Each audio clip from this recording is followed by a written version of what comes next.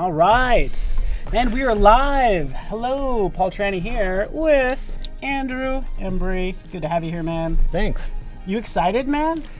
A little bit, yeah, a lot. it's kind of a lot to take in. I know. We have him in the studio. It's real. It's happening. It There's is stuff real. everywhere. Yes. It's amazing. After Effects guru, master of all motion. His initials are actually AE, by the way. True. So it was your career was meant to be. I know, like actually in the stars. Yes, so cool. So good to have you here, man. Where do you usually hail from? Where do you live? Right now I'm living in Kingston, Ontario, Canada. It's Kingston? a bustling place. Yeah, it's not a at all. bustling metropolis. I know, right? It's pretty crazy. Kingston in Ontario, Canada. Where are you guys from? Always curious. So let us know. That'd be fantastic. Oh man, this is so. Hey, there's Pedro. Pedro's here. Yes. Another Canadian. No, he's from South America. Actually, I work with him quite a bit. He's awesome Pedro. stuff. Awesome. Good to have you guys here. Just doing a shout out. Hey, Where you guys Kevin. are from. We're gonna do some After Effects. Check out some projects, and you might have even seen. I would argue to say that people have probably seen your work and have not known it was yours. Probably pretty accurate. Just kind of looking at your Ricardo. work out there. That's another guy I work with. Ricardo's just bang on. Patrick too. Awesome, hottie. Just for you, Patrick. No way. You got Thomas some is here fans, too. some coworkers. Oh, it's awesome because like I'm all about the community, and at the end of the day, like it's really super about the community when it really comes down. See, there's Mike. I taught him at MoGraph Mentor. That was good times. And while that's happening, we're reading the chat. Let us know where you're from. Washington, Sweden, New York City in the house. Do you mind if we play this behind us? By all means. Real Behind quick, us, cool. just on my screen would be great. Yeah. And again, no audio, but this will just kind of play. This is your demo reel From 2015. Embury.com. It's horrible. Stuff is happening. Work it. I know, lady. right? Stuff moving, things happening, things flying around. I'll buy it. Millie! Whatever it is, sold. I know, right? Sold. Text, all the text. Yes. I'll Credit take cards. it. Look at all the bouncy Brian. effects. Oh, this is awesome. There's actually so many people that I know, and it's New so Jersey, cool. Pennsylvania, as far as Brazil, Paris. So good. Looks like Brazil's a ways away. Paris looks like that might be the farthest away. Phoenix, Arizona. Yeah, that's Kyle Martinez. Kyle is the retracted. Nice. Thanks, Kyle. So, yeah, it's getting a little bit late in Europe, so maybe not a ton of people there, but lots of North America, so this is good. Oh, sweet. Getting some questions already. Yeah, so this is good. Slovenia's in the house. Yeah, that's the farthest away so far. Belgium, of course, as well. So welcome, Sasso. Cool. Blues Concepts. So, I'm just so so you excited. know, I was just on. You could see Andrew's site, aembury.com. So you can go there, check out all the examples that you want. You've been doing this for how long? How long have you been working in After Effects? After Effects per se, about 16 years. In Yeah. animation in total, I've been doing like animation in general for 16 years, and After Effects 16 years. Yeah. Okay. So Long time. you've almost been working in After Effects longer than After Effects has existed. Just Oh kidding. no, nothing like I that. know. Man. Ooh, that would be But such like a long time. that would be 90. That's a good quiz question. Well, depends on like what you want to call it. If you want to call it actually After Effects, or do you want to call it by the other name that it's known by back in the 80s? See if anybody actually knows that name. Well, I do. I know the company. Oh yeah. I know is that what you're talking about? Mm-hmm. But I didn't. Yeah, that's what I know. He wins. Right there. Mhm. He already wins. Boom. Chris nailed it. Teamwork. Guy behind the scenes. Yes, fantastic. So, do you guys remember what was Adobe After Effects before it was Adobe After Effects? Let us know in the chat, and we'll give you a virtual high five. So Maybe let Kevin. us know. Probably It'll be not. fun. Let's be honest. So let's dive into. Let's kind of take a look. I know you have some projects. Stuff. Tell us what you. I don't know if you have anything on your screen that you can show. Yeah, Or so I guess- it's your time, my friend. So yeah, like I guess it's kind of weird. So like as much as I want to talk to the community and answer questions, I guess like I'll walk through this one project, which is like this Adobe Marketing Cloud thing that I worked on. Yeah, it was a lot of fun. So we can walk through this one, I guess, step for step, and have a talk about this. And also, just more than anything, I want to answer questions. Like, I guess like it's for me, it's all about the community. And at the end of the day, yeah, Tom, you totally got it. Yeah, Render Tom. With a name like Render Tom, he better have gotten it. Tom's awesome. Like, I love Tom. I've worked Tom helped develop Flow. He also developed Labels, like, which is this like little script here from AE Scripts. Tom is the shit. Sweet. I can't say things like that, but yes, Tom is awesome. I like Tom a lot. Wait, what is that, by the way? Sorry. This is called Labels from AE Scripts. So, for example, like, if I have a bunch of layers and I just want to be able to relabel it instead of like going through and trying to find what is this label. It's one of these things that it allows you to color code them. Yeah, totally. So you can like dig load. it. The best thing Render too is Tom, you can thank load. you. Oh, totally. You can load templates from AE Scripts, which is amazing, and just use colors. These are just using the default because, well, I just got this laptop and kind of have to get going. And, yeah. No, this is good, and I mean, you kind of glazed over it, but just even watching this animation, I don't know if you can kind of scrub through it again. Yeah, for sure. I like it. It starts out really, really chill. It's like, oh, just a couple. And then shit busts. And then things happen. And it all comes together. And this is, by the way, only like one example. Like, you were showing me other examples that just kind of blew my mind, by the way. Yeah, yeah. Yeah. Hey, it's Simon too. Wow, this it's like is awesome. 16 years of work. Like, So I mean, many how people far do you popping want in. him to go back? But the guy's done stuff, so this will be really good. Yeah, I originally started like first started like it was like back in 2004 was like my first animation studio job, and I was there for 5.5 years. And like for a long time I was just doing kids animation things through Flash back in the day when, like, people were always on your back not to work in Flash for animation, but the community made it happen. Yeah, that is really cool. Hey, you guys are bringing up some good questions, actually, Andrew and Sid. Teddy's here. So we could talk about laptop. We can get into specifics as far as specs, and then we could rattle off some of our favorite plugins, like you just mentioned. Yeah, totally. So like we'll do this setup, like kind of overview, because you're on what type of laptop you got here? I just bought an Asus Zephyrus, like a brand new laptop, Max Q gaming laptop, because it's really it's kind of the thing is, like, you can get a Quadro or you can get a GeForce and leverage the cost difference, and, like, honestly speaking, gaming laptops are just where it's at. Okay. They're just so much powerful, and like I've like for the first 4 or 5 years of my freelancing, like I moved to India. I was living in Waterloo and I had one laptop, and it was a gaming laptop that took me pretty much all around the globe. I had this 20-pound laptop. I used to have to run up and down when I was living in England, and it sucked, but amazing. Like, best workout you could ever have. So, how do you scrub through? So, and this is a good. So we have people all walks of life, because that green line obviously is your cached frames. Yeah, totally. So like, as soon as that's solid green, it should go pretty smooth. Yeah, for sure. So like, and there we go. So yeah, we can let this play for a sec. Just take it all in. And then you mentioned, let's talk about plugins. And again, we're just kind of talking setup at the top. Yeah. What is that one again? Sorry. So this one's Labels from Render Tom. And okay. I think hey, Ron's here too. That's me. I work with Ron a lot. So the biggest thing is, like, I'm a really big proponent about using scripts and plugins for After Effects, just because leverage the time that you have. At the end of the day, like, it's really important to understand that your time is valuable, and you have to realize that if you're going to spend 2 minutes clicking the same button over and over again, and you can save that by, say, 2 seconds, that's exponential growth that you just saved yourself. That would be hey, John. I've done the math. If you saved even 1 second every minute, that totals like 8 days by the end of the year for an average work week. Yeah, like, at the end of the year, you get an entire week back just by doing one shortcut. Oh, totally. And that's the most important thing. Like, and you have to realize that is so valuable, and like, if that goes in every kind of walk of life, if it's design, animation, editing, you name it, like, it's so important to understand that your time is valuable. And like, at the end of the day, you have to remember that that's so important. Your time is important, and as a freelancer, a huge deal. Yeah, totally. And these plugins help with that. Oh, like, massively. Even identifying layers in this case. Oh, Are there yeah, any especially. other plugins that you use? Well, since we just had like Matt not too long ago, MoGraph, like Motion 2, like Motion 2 is like by far one of my favorite tools, just because like I love using the null. I love using like, repositioning my anchor tool. Like, that's just awesome. Like, at the end of the day, it's just really simple, really efficient. It's not all my scripts that I have right now, because it is a brand new laptop, but it is what it is.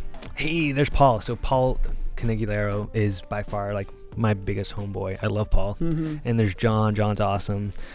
Canadians are good looking.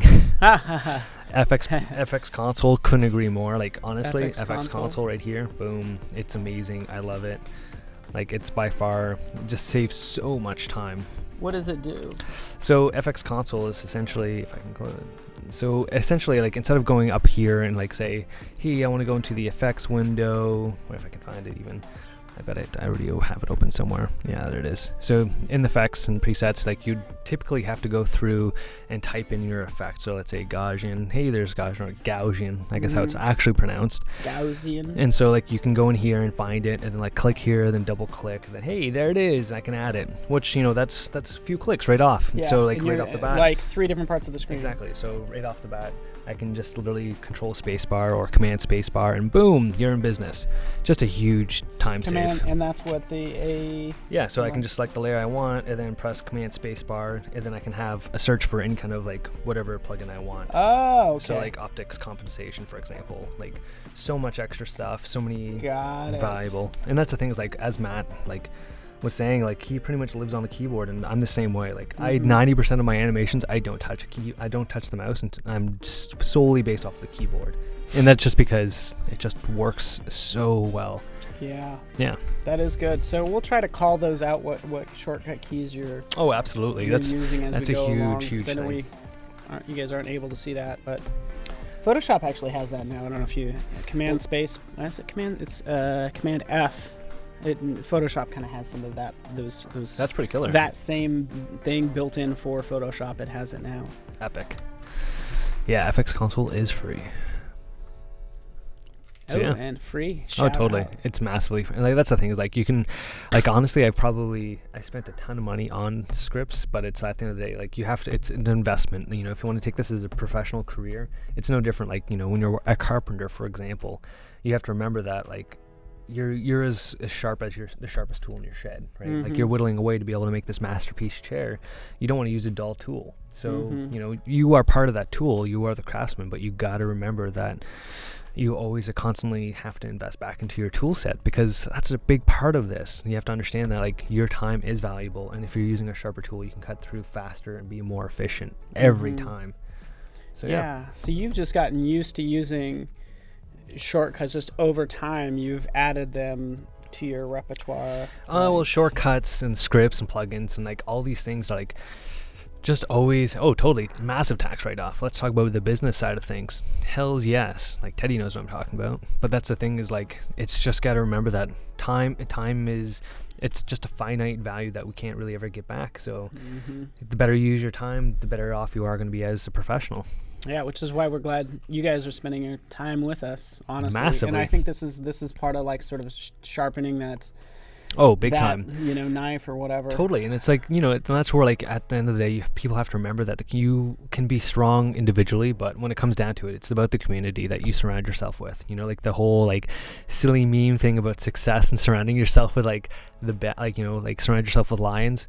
It's very true. Like, surround yourself with the best. Work with people that pursue knowledge, that pursue passion. Those people are always going to get you further and further along.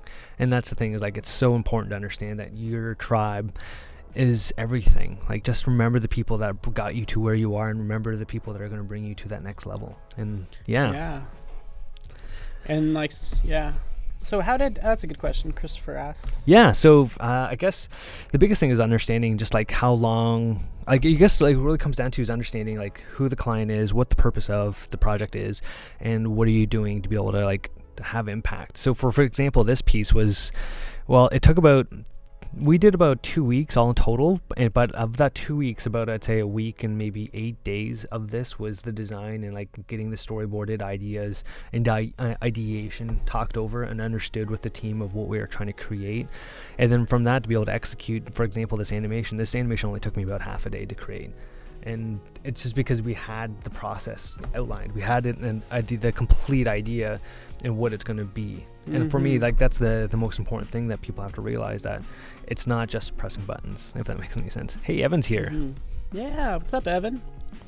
Man, so many people I know. It's awesome. That's that's actually I was looking up because Yeah. like when I was looking, it's like, how do I not look like an idiot? Ah! So I was just like looking up, and I just had everybody I could talk to, or anybody I would be able to have as far as like an example. This is fun, dude. Yeah. Because like everybody's here. Well, that's the thing is like honestly like obviously again the community, because I'm always community outreach, always giving back, because like at the end of the day, like for me, it's all about, I guess, my legacy that I want to leave behind is people, is always empowering the people, because, you never know. It's super important to always work with good people, but also put good back into the world, because, it's, again, you want to be the change you see in the world, and that's really, really, really important.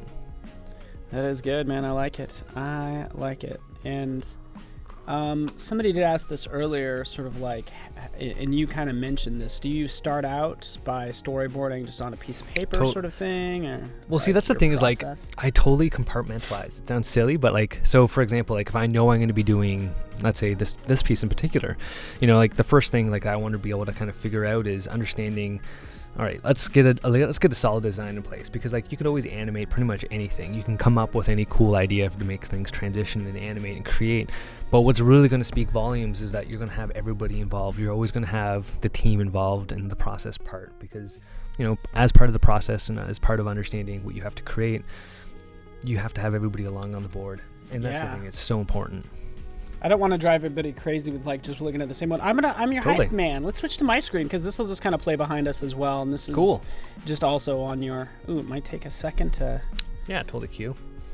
And I understand you like, again, the storyboarding process. You kind of worked on this as part of like a team. That's right. Yeah, the team at We Are Royale. Those guys are awesome. Like again, like some of my favorite teams to work with, like Jackie's incredible. Handel was there. He was just a powerhouse. Tyler Morgan used to be working there. We worked on this piece together.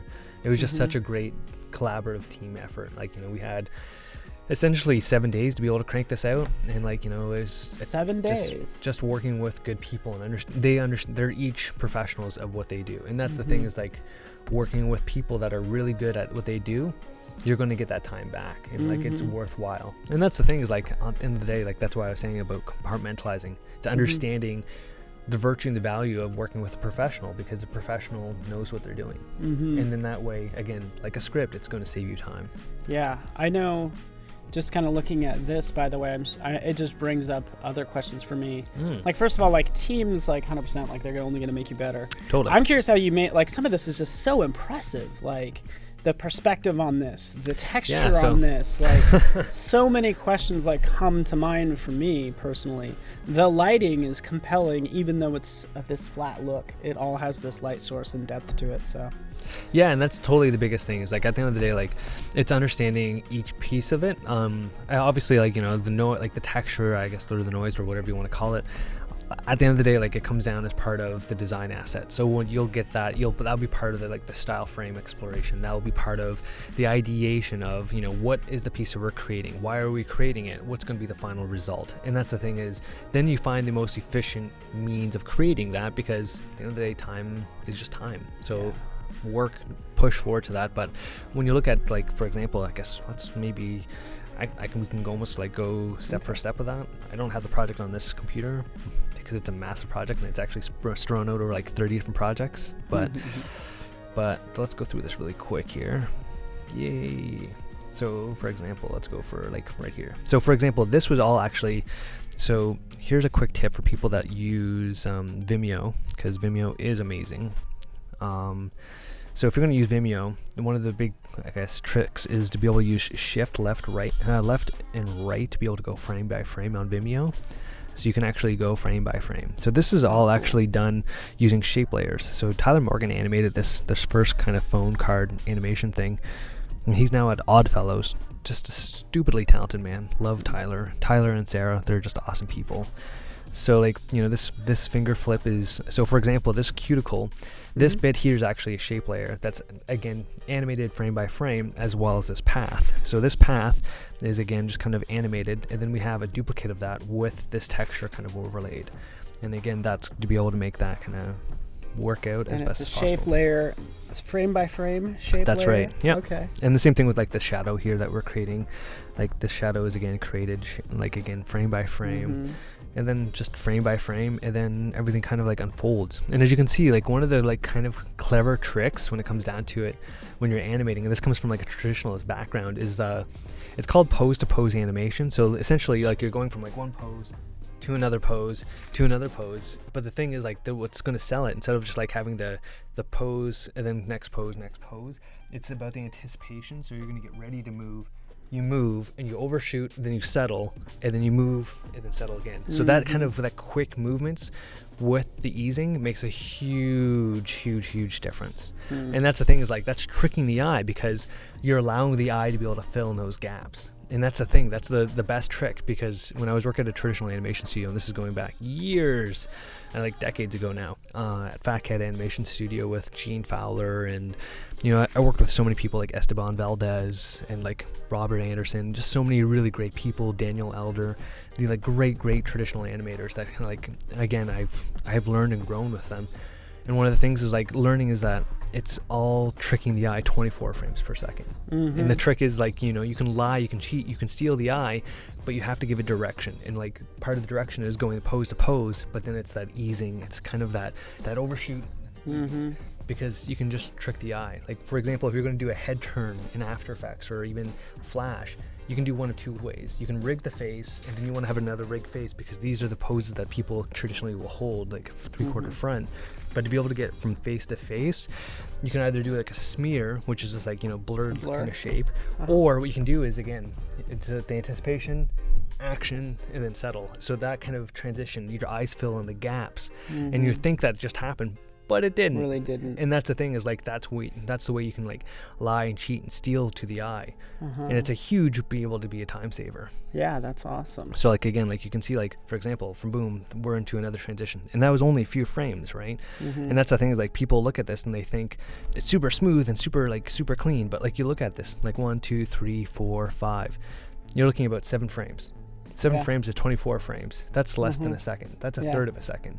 Like you're literally flying through this. And that's the thing, is that's really the trick when it comes to this kind of stuff. Again, transitions 1, 2, 3, 4, 5. Like you always use 24 frames per second?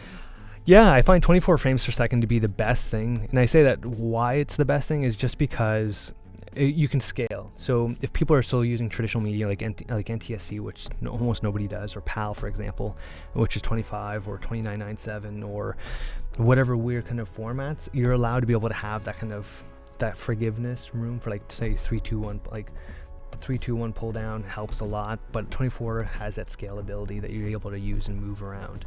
So it really works really well. Oh, nice. It is. I don't fully understand this. I think this is your buddy Paul saying this one, by the way. How do I decide on what to hide with an invisible cut slash swap out is what he would say. Totally. So swap out with super. So honestly, I don't. It's kind of like on the cusp. So like a really good example is like, for example, like I originally, like I wanted to be able to start and stop, to be able to, because like the whole concept behind this piece was, your first thing you wake up in the morning, you turn on your iPhone to be able to see your messages, read your inbox. So that's kind of why we have the swipe on. And what's the next thing that you have after you have, like, you go through your inbox, you have a coffee. So when that's happening is, a coffee cup. And so then here we are, a coffee cup. And then again, using the whole smear kind of transition is like, we go from like, this iPhone swap thing to the coffee cup, and then back to the coffee cup and down. That's 3 frames. 1, 2, 3. And that's the thing, is like, boom, we're there. I think what's really compelling for me is your shape. I would call it shape tweening in animate. That's really compelling here, and the slight 3D that pops up, and you're like, you're blowing my mind. Well, that's the thing, is like I'm tricking the mind to be able to see what you're seeing, because like at the end of the day, like you're just seeing. Can we look? Do you mind digging into just like that 3D part? Absolutely. So again, like when I'm kind of like, it's kind of a mix of styles and like techniques here. So obviously, I have this, what you think is maybe a dot, But actually, since I already knew the destination and what I wanted to transition this into, I ended up using an actual just a shape path line. And then with that, I'm using obviously trim paths, and trim paths is allowing me to be able to kind of like animate this, but also give that smear effect, and I can control it. So in that way, I have full and absolute control over everything I'm doing. And then on top of that, obviously using color to animate that. And then I have this outline, again, just using the same shape path that I had as before, but this time I'm actually using offset paths. So as you can see here, like I can offset and I can grow and shrink. And it's a really great way to be able to dial in a specific look. So it helps out a whole lot. So yeah, so like, that. and then again, I'm animating everything, and you can see that, it's linked, like I'm parenting to this, which is then also parented to the null. So if I look at right here, here's my null, and again, this null is again controlling, allowing me to have overlapping animation, which I guess it comes down to. And so then, I can do a lot of, like for example, when I'm transitioning back to this, for example, and again, using the all-powerful null, again, just to be able to help that. And that's kind of one of the most important things, is to understand that, like, to get overlapping animation, parenting is a huge way to be able to help, to be able to constantly kind of build effects and stacking and looks to be able to make things happen super quick. So again, it's just understanding what you're doing. And I guess a really good technique here is actually, I should show, this comes from like traditional animation, is not just your easing is obviously has to be one of the strongest games of what work that you do, but you also have to realize, to be able to register in the human mind of what you're actually looking at, is called like a hold frame. So typically, like I can say, if I want a hold frame and I say After Effects, I can like just make a hold frame. That's Control Alt and then click. But in this instance, like, I could just literally just copy paste just a keyframe, and then that way it's all linear interpolation. There's not going to be any weird bouncing. But then the thing is, then I'm going to be super quick, and the reason why I'm holding that frame is because I'm just about to be able to trick the mind into filling the gaps again. Because so this motion here is the quick flip. As you can see, that's just a pop frame. So the whole trick is that I'm saying, okay, hold this, because now you're registering. It's like, okay, I'm waiting for 2 frames, 3 frames, how many frames? That's the anticipation. You're building the energy, and it's gonna be, oh my god, it's gonna be amazing. It's gonna be so good. And then by the time that happens, boom, I'm now onto this. I'm onto a cup, and like your mind fills that gap of, I don't understand what just happened, but I'm totally running with it. And then that's where you play with the perspective. So you're showing this cup actually having that kind of skewed morphism kind of perspective of kind of extruding, but not, I guess, like it just works out really well because you're just tricking the mind into filling the gaps. I like that. And again, like you can see, like that, all that is literally like I'm taking, for example, that layer. So let's find that layer. And what's interesting is, like, I thought this was all one continuous animation. I didn't really notice the hold. It was probably me. Oh, totally. And that's the thing, is that because like when you're looking at it, you're anticipating, you're moving, and your mind's filling gaps. But one of the most important things when you're doing it is, like, when you see holds or you're seeing something that's kind of waiting, is the fact that you're building a story. And that's the thing, is like, I always tell people, like, when the people ask me, like, what is my job description? I always say a motion designer, not so much an animator. Like, I can be a traditional animator, I can be an artsy fartsy animator, but really when it comes down to it, I'm building a story when it comes down to what I'm telling between keyframes. Because like I can make a box look super sad and like lonely and just kind of like rolling and trotting on, or I can have a box that's super uppity and exciting, like, ooh, things are gonna be amazing. Well, at the end of the day, that's the story you're telling in your easing. That's the story you're telling in your keyframes. And that's the thing, is like, you can be a keyframe warrior, you can be whatever you want to be, but it comes down to just understanding the purpose and the value of easing. Yeah, that is good. Hi, Ross. Ross is one of my best friends from London. He if you want to know who's one of the best animators, and like hands down that needs to be on one of these things, it's Ross Plaskow. Hands down. Shout out to Ross. Amazing. Awesome, Ross. Good to have you. I worked with him at Animate. I love this guy. Oh, nice. Damn, I was thinking of learning a lot about how Andrew worked during his live session, but he explains so much theory as well. So theory and theory, and then even specifics, because somebody just says, and I'm curious, are you using one big composition or a bunch of? Yeah. So in this instance, for example, it's so tiny, like this layer, like this entire story, like this is only 40 layers. Like at the end of the day, like this isn't crazy. Can you do the tilde, or like, I don't know what's the best way to? Yeah, so like this is like literally just the timeline. Manageable. So like it's totally manageable, and that's the thing is like that's why like labels is so important, to be able to clean up your layers, to be able to like, you don't necessarily need to pre-comp stuff. And one of the things that people constantly kind of have this concept of that you need to pre-comp this, you need to pre-comp that. You totally can, and it depends if it's going to be able to work. Like when I was watching Matt's class, and one of the things when he was pre-comping, you know, and he had that phone, and then he had the null with that phone to be able to create that. Well, how I would have created that is that I would make that phone as a pre-comp, and then I'd turn on continuous rasterization to be able to preserve that 3D movement within another comp. And then it's still in respect to, I guess, the global / universal, I guess, world space when you're creating an After Effects, because it's still existing in 3D. And as long as you're smart about how you're positioning your anchor points and you're building around 0, 0, 0 in Cartesian coordinates, it's going to be good. There's a guy there, Dan Bradley. Again, if you want to talk about design, oh my God, like just wow. Like his stuff is just unbelievable. I actually just hired him to help me make a logo. He's so good. And like honestly, like I can't, if you're looking for anything design wise, talk to Dan Bradley. Dan Bradley nice. Design. Like seriously, like I'll have a look at that guy up. Oh, his stuff is timeless and just so good. Yeah, Dan Bradley Design. So good. Nice, so good. So good to see such awesome people here. Oh my God, like I can't believe, like honestly, like I know everybody's like kind of talk me up and trying to like support me, but I'm only here because of the community. Like the community has given me everything. Like I've had hard times, I've had good times, but like at the end of the day, they've always been there for me, and they've always helped me get better.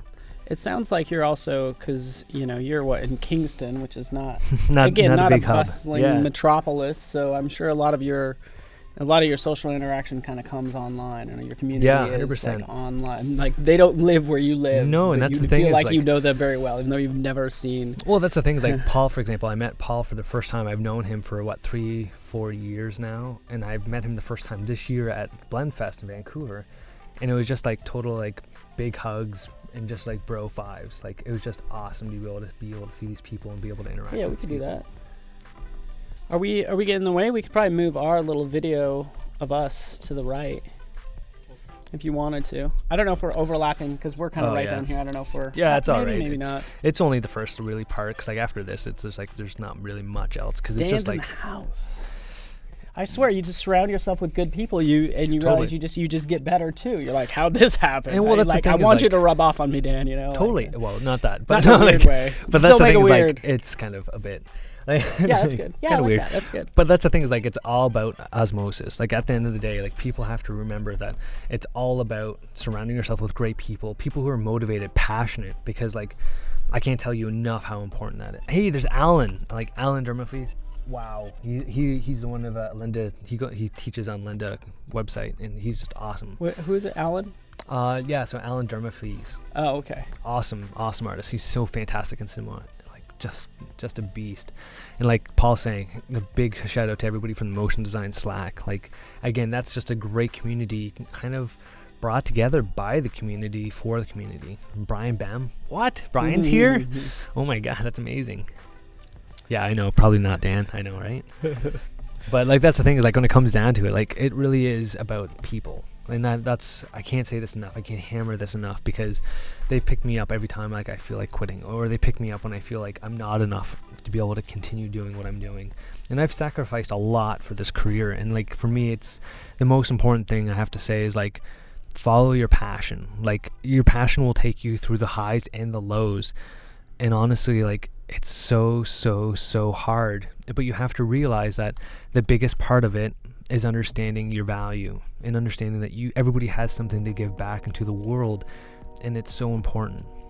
Yeah, man, and you were telling me stories. You pretty much did everything but sleep in your car for your career. Yeah. Or maybe you did sleep in your car at some point. That's the thing, is like sleeping in your office. Oh yeah, well that's pretty. That's I think everybody semi-regular basis. I know. Well, I'll be honest. Like there's weeks where I don't sleep for maybe 3-4 days. I'll be honest. That still happens now. But that's the kind of thing, is like. You're like, here I am again. I'm comfortable with this, because you're just like, I guess I'm gonna pull on all nighter, and this is gonna happen. You have to, and that's the thing, is like you kind of have to understand that like you have to go through. It's not like trial of fire. It's understanding the value and the virtue of this work isn't necessarily like a 9-to-5 job. It's a passion job, and a passion job requires sacrifice. And that's the thing, is like, what are you okay with sacrificing? And unfortunately, like, you know, I've had good things and I've had bad things come and go in my life, but I've always kind of had this virtue and this value, that understanding that things will get better. And, you know, honestly, like, I'm here. Like, I can't believe I'm actually here. This is like, like, I was flying here on the plane. I started breaking down on the plane. I can't believe this happened, and this was life. Yeah, it's pretty awesome, and it's good to finally have you out here. We'll just switch to my screen if you don't mind. I'm just your hype man. I want to show more animations totally of cool. your stuff. And where does Evan Abrams? Where does he live compared to you? He's in Ottawa. Ottawa. Yeah, so he's about 2 hours away from me. Oh, that's right, Ottawa. That's right. So he's about 2 hours away. Gotcha. But yeah, Canadians in the house. I know this is a little bit different, but this is like your commitment to animation. I know this is more cell based. This is just kind of what I'm showing off. Totally. Again, we've all been there, and I'm kind of curious. Like, you've worked in, you know, Flash, which is now Adobe Animate. That's right. Yeah. You've bounced around. After Effects, of course. Yeah, consistently. Well, After Effects is kind of like the backbone to a lot of this, because like traditionally, so After Effects isn't built for animation. Sorry, but the thing is, like, again, because the community is so strong, it's enabled to be able to grow, shape, and mold into this incredible, I guess, beast, because you have so much support, you have so much people that is supporting that. And that's honestly, that's the most important part. You have to realize for any kind of software is always to be able to look to the community that is, I guess, not necessarily just the hype, but the backbone. Because like, at the end of the day, After Effects, I know so many After Effects animators, but we use so many third-party tools, and that's because it makes our lives easier. And at the end of the day, like, that's why After Effects has so much support, I guess. Like, you see here, like, so many these big names in this chat. I can't believe they're all here. Like, honestly, I kind of, like, doesn't make me want to cry, but I'll be honest, I'm pretty close to it. Choked up, guys. It's gonna be beautiful in a moment. But like, honestly, like, it's amazing to be able to see so many people that supports not just me, but like, I hope this is for anything. This is about the people. Like, at the end of the day, like, the people are everything. And like, honestly, like, if you can do anything, I guess, for life, if you want to show that, like, the Scotiabank one, or even like that Bloomberg piece, lots of fun. Like, those are really cool. I often feel like my backgrounds are a bit empty. Yeah, so to answer even your question, like Sid says, you know, what was, I mean, you might want to like dive into why did you use what is Adobe Animate today, aka Flash? Yeah, so like, versus when you want to use one over the other. Yeah, so like, that's the thing, is like, in After Effects, you can't really animate, I guess, traditionally. You can. Well, like, if you did frame by frame, how many layers would you have? That's just it. Like, at the end of the day, you're looking at so many layers that it becomes completely just unnecessary. And like, you know, like, there's times, like, you know, like, that's where Flash comes in. It's amazing. It's fantastic. But like, at the end of the day, like, when you're looking for the best tool for the job and to be efficient, you have to ask yourself, hey, you were mellow. I'm sad now. So sad. But the thing is, like, you have to realize that, like, you have to pick the best tool. Again, go back to the whole euphemism of being a carpenter. You have to realize, like, it's super important to be able to use the best tool for the job. You know, you're not going to hammer in a nail with not like a, what's it called? Like a big massive screwdriver. Like, yeah, totally, right? And that's the thing, is like, but people have this kind of concept, actually, and like, that's the thing, is like, use the best tool for the job. Yeah, exactly. And if you want to show that robot one, that's cool. Yeah, is it here? Right here? That's the one. That was huge. How you are your inspiration. Who is my inspiration? No way, Sarah's here. Oh, that's awesome. Sarah Bennett. You're our so inspiration. Chabello, she's awesome. She's just a killer animator from England. Ooh, I love this stuff. Like, every time we start watching an animation, I still want to even get into the nuts and bolts of even like this sweet transition. By the way, yeah. So again, so cool. Like stuff like that, like, that's literally just a mask with like a layer mode of just dancing noise. That's it. Like, and that's the thing, is like, and there's so many ways to gradient with build a feather and the noise on and there's it? like layer styles that you can also use, like noise as well. So yeah. What are some of the we could talk about inspiration, but even I noticed even like trends right now. I think what's happening here is this flat look with texture is super hot right now. Yeah, I think it's completely driven by the technology. So I think it really comes down to, like, you know, technology inspires art and art inspires technology. And the thing is, like, right now we're using tools, for example, like After Effects. We're using tools that are predominantly easier on us as artists that allow us to do faster job. So like, the big thing is, like, sitting here, be able to work on this. we're trying to pick the best tool for the job. And so at the end of the day, like, we just have to realize that, like, what are you doing, why are you doing it, and what helps. Yeah, exactly. So, This is mostly... So this is like a mix of After Effects, traditional... See, that's why this was tough to nail down. Like Blender, like there's so many like and that's the thing is like it's completely down to mixed media. Like for example, the clouds here, the clouds, they're all traditionally animated. That are all done in Flash. Like this lumberjack guy, all completed, done in Flash. But then like I broke up the layers and used layer styles and be able to make the noise texture. Like any 3D, like have you ever gotten into Cinema 4D or anything like that, or not? Well, that's where I started. So I originally I went to college. When I went to college, I went to learn 3D, and it was to learn like Lightwave and 3D Studio Max. So it was Lightwave version 4.5 and discrete 3D Studio Max 3.5. And when I just graduated, it was like when it was just like the second year, I just upgraded to version 4. So like I'm dating myself pretty heavy here. But that's the thing is like it's understanding, like I took this to be able to have the basis, and that's where like my instructor, or I guess my teacher, my mentor, or whatever you want to call him, Tony Gilchrist, like Tony and Norma and Debbie, these people were like formative to my entire career, and like kind of outlook of what I was creating and why I was creating it.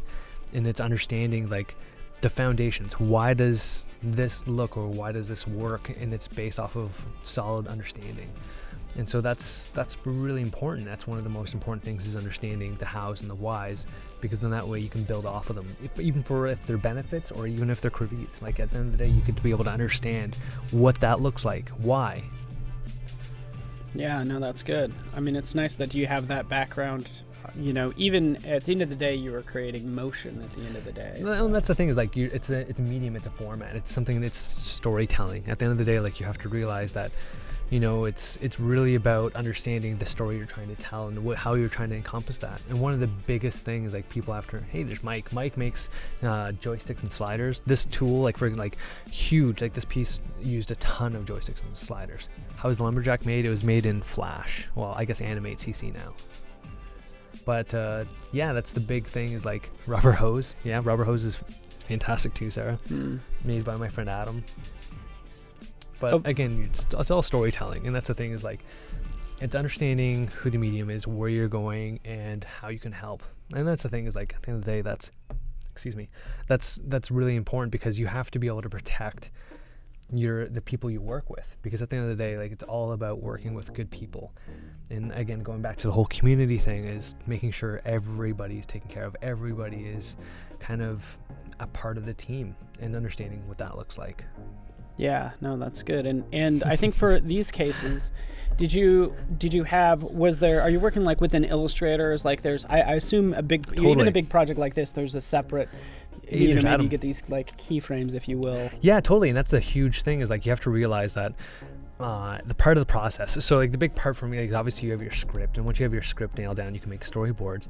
And that's the thing, is like understanding what that is. Like why are you doing the storyboard? So we go from the storyboard ideation into style frames, and these style frames helps tell the story. And at the end of the day, like you have to realize that these story frames or these style frames are going to be able to help kind of evolve. And part of the process in a project, like every project, is understanding that you're building iteratively. It's all about, understanding like everything you create is completely like Lego blocks. Like even the smallest 2-prong Lego block is going to help tell that story, because you're building piece on piece on piece on piece on piece on piece on piece on piece. And that makes, I don't know, a snow speeder, or let's say a walker, or let's say Batman's Batmobile. Who knows? At the end of the day, like the most important thing is understanding it's all pieces of the project. It's all each step.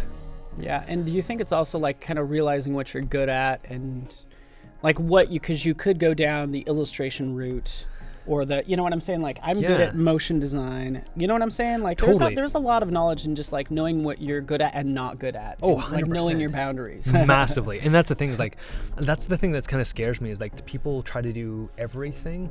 And so at the end of the day, like myself, if you want to like for myself, like at the end of the day, I guess for me, like what I'm really good at is like I'm really good at directing, I'm really good at producing, I'm really good at animating. Like that's my thing, that's what I'm good at. And I know these things that I guess that's me. And like at the end of the day, like when I'm working or I'm doing something, at the end of the day, it's understanding part of what you're good at, but it's also using the best for that talent, best for the job, like that you're being asked for. Because like I don't think people realize is that it's more important about working and doing the best you can do as part of a team. Like, you know, like literally just work as your best, I guess, if that makes sense. Like, you know, if I want a really good animator, for example, Ricardo did a lot of this heavy lifting. Like Ricardo's an awesome animator, and like Ricardo did a lot. Like he's understanding, like I know that he's a really good animator, I can trust him, and I can kind of like say, hey, great, I need you to do this sequence of scenes, because like you have to remember, just like doing traditional, let's say Disney animation,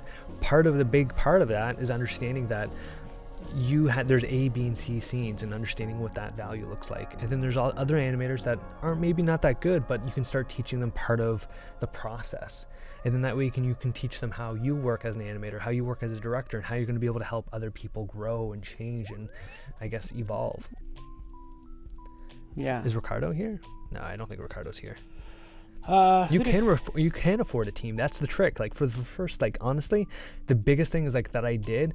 Honestly, it was like for years, like literally the first 2 years of my freelance career, I starved. I stole food from grocery marts. I stole food from trash bins because I couldn't afford to live. I just couldn't afford to live. I could only have enough money to be able to pay my rent, and I was renting a single room in a house. And for me, that was a huge part of my life, but I kept on making steps forward. What does that look like? What does that mean? And that's such a huge part of understanding part of the sacrifice of what that means to me anyways, and what that looks like.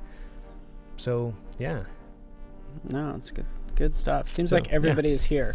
Pretty much everyone is here, by the way. Exactly, like, Sarah. Everybody in the community. Oh dude, like this is like honestly the who's who of the community. That's where it's kind of like blowing my mind. Just we could switch back to your screen, actually. I guess if you want to look at stuff, but like at the end of the day, like I'll be completely honest. No, it's all good. I was playing like, you know, demo after demo. Yeah, we'll switch to you. Yeah, I'm just switching screens. Yeah, it's totally cool. Like at the end of the day, like Ricardo's a myth. Perfect. But like, so yeah, I guess like this piece is pretty straightforward. I'm not too sure if there's anything that you guys want to see per se about it. But yeah, for example, let's go talk about rubber hose. Rubber hose were used the feet, like the legs. Obviously, like rubber hose is such a beast when it comes down to it. And let's talk about rubber hose. Like, do people know what rubber hose is? I like to think so, because it's such a huge part of, I guess, this industry now, is understanding like rubber hose, for example, like allows you to have almost like organic limbs, and understanding like you have this kind of flexibility. And the nice thing about that is like, that's awesome. It's fantastic. It's great. It works however you want it to work. And that the thing is, like, my favorite part about rubber hose is the aesthetic. So for example, like, you know, I can say my bend radius is this, and so instead of having, you know, a rigid knee, and I want you got like a Jello knee. Exactly. So like, why not? And that's the thing, is like, it's understanding what, you know, like it's understanding the purpose of it, like, and being non-destructive, because you're always going to have client feedback. You're always going to have people that come back and say, you know, I was thinking this, but what if we tried this? And at the end of the day, like, that's kind of part of the process. It's understanding that, you know, you're going to get feedback. You're going to get iterations, design changes, meanwhile through production. But if you can be flexible, if you can be nimble and be smart, why not? And that's the thing, is that's why you have to use your tools, and that's where like the community is important, because the community makes a lot of the tools that I use in my process, because it's so important. That's good. Are we having a drinking game every time I say community? Drink. I have nothing. Or at the end of the day. I think that's another phrase that somebody's pointed out. I don't know. We all have those filler phrases. Like, we all do. Like, if totally. you'll eliminate at the end of the day, and then you'll substitute with something else. Yeah, so if I'm not going to say community. Drink. Exactly. It is rubber hose. This is not a cold brew coffee. I was trying to figure out what that was. It looks like a Guinness. It looks like a Guinness, but I was like, I don't know if that's like an espresso, or if that's like coffee, or if that's something else. They call it nitro. It's like cold. It's nitro coffee. Cold, yeah, okay. Cold brew. I was totally trying to figure that out. You need one. I totally do. We're getting this party started. I won't lie. Like, I am caffeinated all the time. Rubber hose and Newton. EOTD. No. Yeah, guys. What do you want us to make? What do you guys want to? It seems like we have so many experts in the room. Yeah, quite frankly, it's kind of like, How do you intimidate? Like, how do you? Yeah, like ask me questions, or like I'm silly. Like, you know, as far as animation goes, like we can talk about. I love this. I've never used rubber hose, and I'm like sold. Well, like I absolutely love this thing. And that's the thing is, like, you know, at the end of the day, Even like, everything you just did, it just seems easy to work with. Well, that's is the it thing. or is it not? Oh, totally. And that's kind of hands down what makes it really great. And understanding, I like, mean, look at that walk cycle. like, Can you create an easier walk cycle? Look at that. Look at that. That seems so. super simple. And like that's the thing is, like, when you look at the keyframes, like, yeah, you're gonna have a ton of keyframes. Let's be honest, you're gonna have a ton of keyframes, but again, it's like trying to figure out what you're trying to create. And so, you know, that's the thing is, like, I know what I want, and I know how I'm gonna have to craft it, if that makes any sense. Oh, that would be kind of fun. A movie title sequence sounds kind of fun. Oh, that's terrifying. Oh, Jeez, like that's so much text, but also like, but look at really, like Ash if you Thorpe. took like one word, we kind of all. And actually, do you when you even start out, do you starting with you're given Illustrator files? Is that how it typically works? Or? Yeah, so like part of my process is going from script to storyboard to from like style frames, and then having those style frames and fleshing them out for every part of the project. And that's the thing is, like, and again, a big part of, I guess, working professionally is understanding that you have a process, understanding that you have like a standardized operating process or an SOP. So the big part of it is understanding that what you're creating or why you're crafting it is understanding totally is moving every step of the process in a waterfall methodology. I'm a huge fan of waterfall, not so much agile, because, well, agile is just nuts, and at the end of the day, and that's the thing is, like, I much work in a waterfall methodology because, like, I get the client on board with what I'm creating, and myself, I get to figure out what I'm creating far in advance. And, you know, it's like almost like an athlete, like a 100-meter dash athlete. You know, you're not sitting there and you're just like showing up at the Olympics like, all right, I'm ready to run this 100-meter. It's going to be great. It's going to be awesome. I'm really excited. You don't do that. At the end of the day, you train for that moment. And the thing is, you think about that moment, you process that, and like every step, every foot you plant, you're thinking about what muscle you're going to fiber, like how you're going to turn and what you're going to do next. And that's no different than animation. Like, part of the process is ideation, is understanding what you're creating, why you're creating it, and walking through the process of that. And so storyboards, yeah, going from point A to point B to point C, that's a huge thing. What's next? Style frames. Okay, now is this going to be an easy way to be able to animate? Is it going to be, what tool are you going to use for animation? I don't know, but that kind of is defined by the style that the client and you pick. Then you get to be able to move forward and keep moving forward. Yeah, that is good. Seems like we got So let's go deep on agile versus waterfall. we have a lot of like different requests, and good thing I'm so happy we have you here for 3 days, which is fantastic. So some of these things we can get to, we can like postpone until later, you know. So you know, sort of like people were throwing out ideas, create a title sequence, or you know, some title intro, maybe build out a rig. Somebody says fake some 3D with shape layers, you know, that stuff. What about like mixing you know, combining different effects using After Effects rigs with cell animation. But these are just like different ideas. Oh, totally. And I guess like the biggest thing is like, honestly, like, okay, so for example, talking about waterfall, do you keep things defined in sections or blurry? I always keep things very defined as sections. It's very important to be able to understand what part of the process you are in. Like, and that's the thing is, like, at the end of the day, it's hugely important to understand what part of the process, and that way the client's also on board on that. So in that way, you're working collaboratively. And that's one of the most important things that people need to realize, is that part of the process is being collaborative in the environment of a client, because at the end of the day, this is a service-based industry. We work together. We're part of a team together. And that's huge. All right, let's see. Nice. Fake 3D plus morphing. A lot of my fake 3D, I'll be completely honest, I'm a huge fan of Element 3D. Element 3D is fantastic to be able to help do, I guess, pseudo 3D moves. It's a huge thing. Get Cintiq. Yeah, that'd be pretty killer, actually. I could totally go over step by step for frames. Ooh, Kazakhstan, nice. How do I create a color palette? Honestly, Adobe Color or Cooler or whatever you want to call it, like by far the best tool you could have. Huge. Make one thing turn into another in a creative way. The basis for all motion graphics, a transition. Ding! Do you create an animatic before animating? Oh, massively. That's one of the most important things, is like actually having an understanding of what you're creating and why you're creating it. It's huge. Yeah, that is good. So many fun ideas, by the way, like, and, I think we'll be touching upon everything. Yeah, so this is a like design. I love the idea of the fake 3D and that morphing, which is like a transition, like all the stuff that you were doing in yours.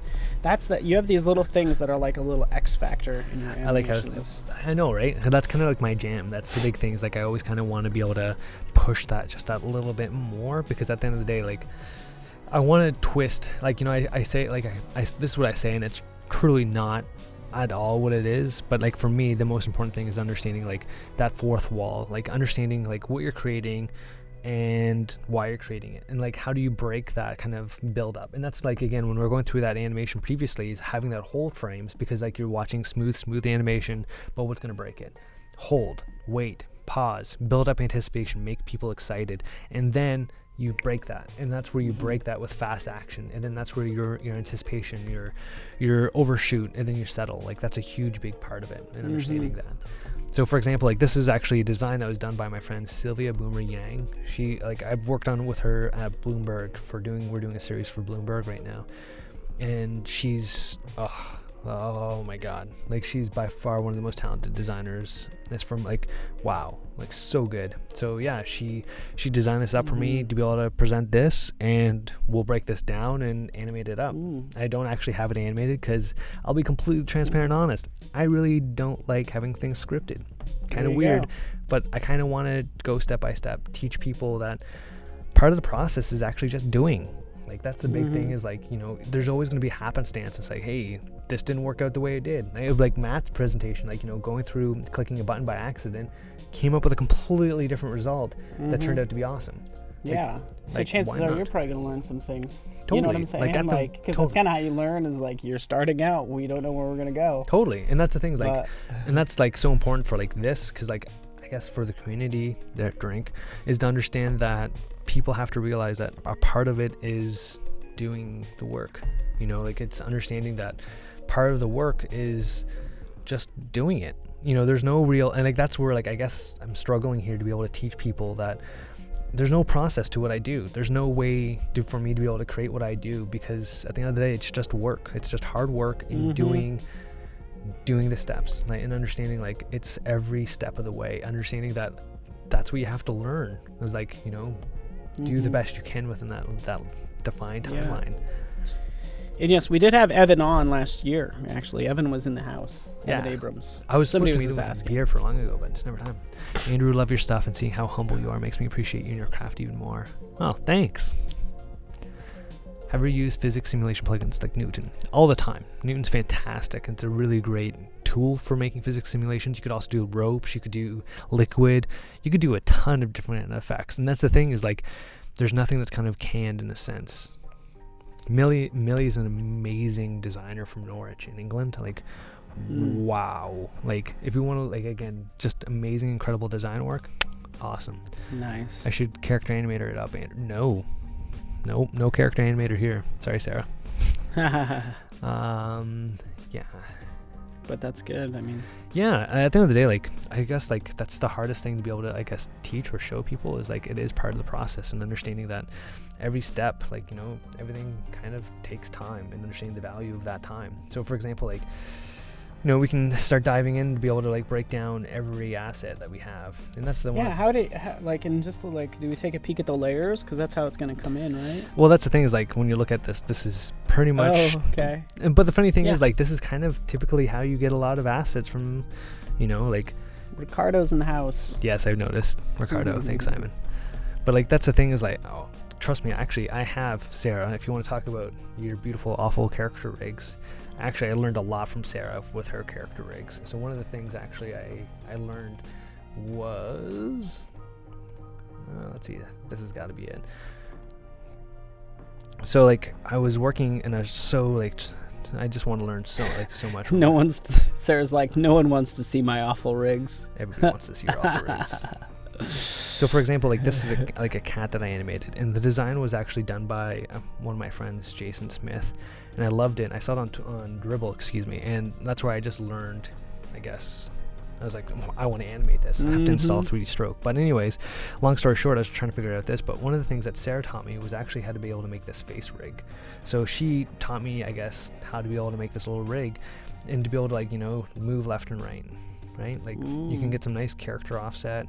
And then, you know, up and down, you can see, like, again, it just kind of having that extra little overlap. And I've always like, how do you do that without doing lots of keyframes? And that was like a huge thing for me. It was just like, there's got to be a part of the process. There's got to be a better way to do something. And that's the thing, is like, there's always a better way. Handel's here? No, I don't think he is. What is that? The face layer? What so layer is it? The face layer is just a null, and so Okay. on top of the null, like, I have like these eyes, for example, right? So you'll see here, what I'm doing is I'm just actually just offsetting a lot of things here. And so you can see, like, for example, this is probably the most important part of this entire thing. And I'll just bring it right up. So you'll see when I'm taking the value of this X position, because I split I guess you can see split the position. And oh yeah, it's a great system, but totally limiting. But again, it's one of those things that it helps for a lot of small use cases. And if you define that use case, happy days. Yeah. So for example, like, you know, this helps out a lot. So I'm taking the value, whatever this position is, and then I'm adding the position here with the slider control that I have. So I'm adding this value to this value, and then I'm also multiplying it by 2, and that's going to be a factor based off of how much distance you want. So one of the things, it's governing a ton based off of the parallax and the distance I'm traversing. And so it's understanding that depth, and how can you fake that? How can you trick that in After Effects? And there's so many ways to be able to trick that inside of After Effects. And that's the thing, is like, this is just one way. And like Sarah taught me here that she taught me this really simple way of doing it. And I was like, oh, why didn't I think of this before? This there we go. Brilliant. So, and she just put in the formula, essentially, what you're Totally, saying. yeah. And that's the thing, is like, it's understanding, like, sliders, like the slider is generating a value. That value is then being added to the value of this position. And that's the left or right. And that's where, like, again, I want to break it up. So then now what I can do is then have left, right, up and down motion. So that way I can get some nice overlapping animation happening. And that's the big thing, is like understanding, like, for example, if I'm looking at the face here, you see this kind of like this tilt, this face turn. And one of the most important things you have to realize when you're doing, like, say, a face turn, for example. Let's see here, where is that layer? So if I'm gonna take where is it? Not tail, not ear, face, arm, boom. So for example, we're looking at this face here. One of the things that you have to realize, like, see that little left to right and up and down motion? That little motion, that little bit, obviously tells a huge story of depth. That's telling me the story of this character having some 3D pseudo depth. So that right off the bat makes a huge difference in understanding, like, that kind of parallax turn, because, like, your head never just robotically turns left, right, left, and just never does moves. Like, if you're doing anything, you have to remember that, like, the human bodies has so many articulation points. So when we're storytelling, it's boom, like, moving left, moving right, and it's understanding, like, you're moving your body is moving with weight and purpose. And that's the thing, is, again, understanding the kinesiology, or the kinesthetics, or if you want to call it whatever you want to call it, at the end of the day, like, it's understanding the mechanics of how the body moves and operates. Because right away, as an animator and as a viewer, you're going to connect. You're going to be able to say, this works because I can see that it's happening. And so that's a big thing, is it's understanding that value. And so right off the bat, we're able to create that kind of trick of motion. So you can see, like, the paw comes out, and then licking his arm, as cats do, comes back up, and again you can see that, again, that's just the overlapping motion. Like, you'll see, like, that arm, for example. Where is it? So this is the original design from Jason Smith, and then I just recreated it in here with an After Effects using shape layers. But one of the big things actually is, like, again, a really good trick. It's gonna sound silly, but one of the tricks that I did was actually for his body. Now if I could find that. Yeah, that's just it. Yeah. So, like, for example, like, this is, I have the body and the face all into this one position. I love it. So how I'm actually doing that, when most people are like, well, how did you do that? Why did you do it that way? So the body is actually just a beam effect. So the beam effect, again, that's all that is. So if I'm looking at just the beam effect, What is the beam effect? Like, what does it produce? So you'll see Is it here. So this is it a is beam effect on a shape? That's right. It's like it's just a solid with the beam effect. Okay. So right off the bat, like all I'm doing is essentially just moving this beam effect, and you can see like so this beam effect essentially just recreates the body, and you can see that it's offsetting here and it looks kind of janky essentially. But with a nice mask, like, you know, if I could have just a mat here to be able to kind of like say, no, I just want you to be able to move within a certain point, and then that's how I was able to trick that aesthetic. So there it is. There's the aesthetic, right? So that makes a huge difference. And like obviously you see there's the animation, just a beam, boom. And that's the thing, is like you can trick so much little things by using the tools that are built within. And that's the thing, is like understanding the virtue and the value of what that looks like. Mind blown. It's very cool. So yeah, so it's just tricking and like understanding like there's so many little things. Like you don't have to look at the effects panel as like a way that people would be, yeah, this is totally way before rubber hose. And like that's the thing, is like understanding again, why are you creating the look? And what's the aesthetic? Well, the aesthetic was this. So I saw this and like the first thing in my mind was the taper. So I was trying to figure out was like, what do I do? Do I animate shape layers? Do I animate paths? Well, that's really cumbersome. Like, why would I do that to myself? Like, if I was going to do that with like head turning or moving up and down like constantly and trying to be excited like a cat, why would I do that? Would I do paths? That's just making more work for myself. And I'm all about efficiency, so it's like, you know, at the end of the day, like, no, like that's silly.